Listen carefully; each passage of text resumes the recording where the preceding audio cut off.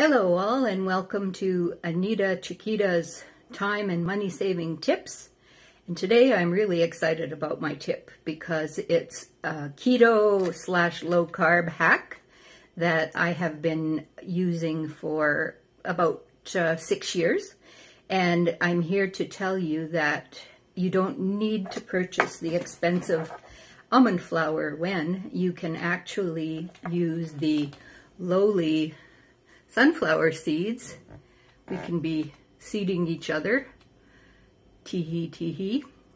And with the sunflower seeds, you need a very good coffee grinder like this old Krups that I have here. Whoops, there goes Gaston.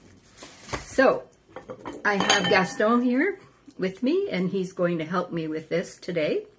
So what you do is you take your raw seeds and you put them into a coffee grinder, and you pulse them.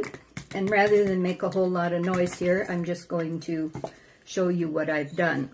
So in this case, I did not pulse it enough, but this is what you will end up with. And I would continue to make it finer than this, which I'm going to do right now.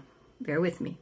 So Gaston and I just accomplished the grinding, and this is what we end up with. This fine, I don't know if you can see it up that close, but this fine sunflower seed meal.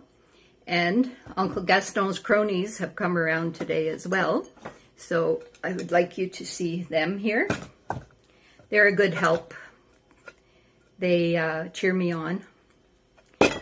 Anyway, Gaston and I are very pleased with the quality of this nut meal. And just to give you some ideas, I made these wonderful dark ginger snaps with sunflower seed meal at Christmas time.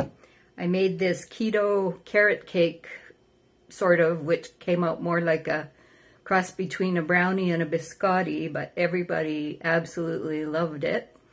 And then the other thing I've done with my sunflower seed meal is when I make these fat bombs, these are just a recipe that I found on the internet. I run my sunflower seeds up in my blender with a bit of coconut oil because, as we know, nut butters are very, very expensive.